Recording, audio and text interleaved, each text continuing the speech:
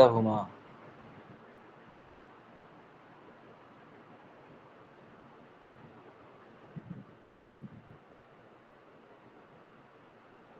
এখানে কৌমা আমার কাছে সবচেয়ে ডিফিকাল্ট মনে হয়েছিল ইমাম কারকির কোয়েশ্চেনটা সবচেয়ে ডিফিকাল্ট মনে হয়েছিল আমার কাছে, ভুলে গিয়েছিলাম।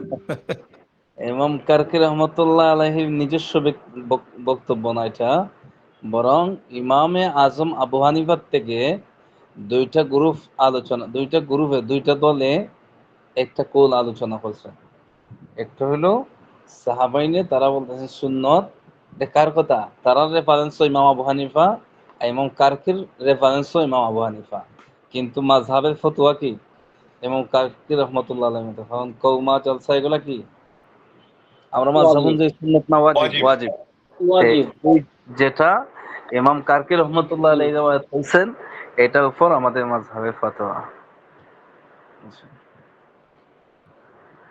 ওনাকে তো আমি খুঁজছিলাম, মাদানী নেসব যিনি পড়ছেন, উনি কি যুক্ত হয়েছেন? ভাই আপনি যুক্ত হয়েছেন? আপনি পড়েন তো ওই জায়গা থেকে, শুধু আরবিটা পড়েন এখান থেকে।